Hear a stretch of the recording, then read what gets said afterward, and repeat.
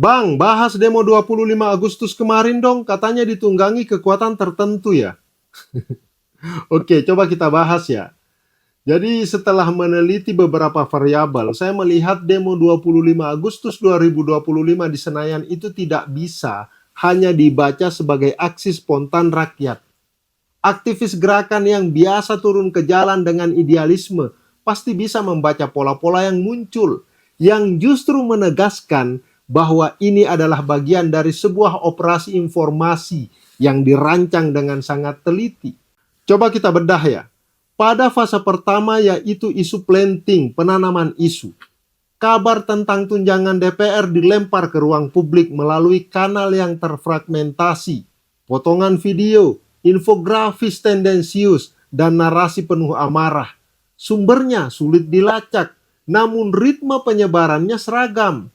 Inilah ciri khas operasi proksi. Aktor utama tidak tampil, melainkan menggunakan jaringan perantara untuk menggoreng isu agar tampak organik. Fase kedua adalah framing dan agitprop.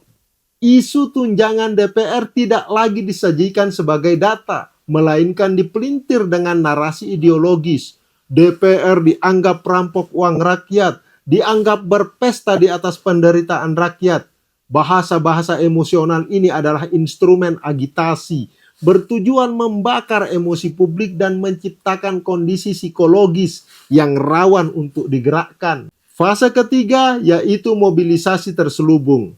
Dari ruang digital, ajakan aksi mulai bermunculan lewat akun-akun tanpa identitas, kelompok kecil tanpa struktur resmi, dan front organisasi yang sengaja diciptakan. Teknik ini mirip false flag operation, seruan turun ke jalan seolah datang dari rakyat biasa, padahal dikendalikan oleh aktor bayangan. Ketika massa berkumpul, tahap keempat dimulai. Provokasi lapangan. Agen provokator disisipkan untuk memperkeras suasana, memancing bentrokan kecil, membakar simbol, atau memproduksi visual dramatis. Inilah bagian dari psycho-war, perang psikologis yang targetnya bukan hanya aparat di lapangan, melainkan juga publik luas yang menonton tayangan tersebut di media sosial. Dan akhirnya masuk pada fase kelima, propaganda balik. Gambar kericuhan, slogan keras, dan narasi rakyat melawan DPR disirkulasikan ulang secara masif. Pesan utama tidak lagi tentang tunjangan DPR semata, melainkan bergeser menjadi delegitimasi terhadap DPR dan sekaligus tekanan politik terhadap pemerintah. Bagi saya, sebagai orang yang dulu hobinya demo, pola ini bukan sebuah kebetulan. Ada aktor non-formal, sebuah kekuatan yang punya jaringan, punya sumber daya dan motif politik yang menjadi sutradara bayangan. Mereka tidak turun ke jalan, tetapi mereka yang meniup peluit, menyalakan bara, lalu mengarahkan kemarahan rakyat untuk kepentingan strategis mereka. Berarti semua yang ikut demo kemarin itu settingan dong bang, bayaran dong. Tidak semuanya begitu.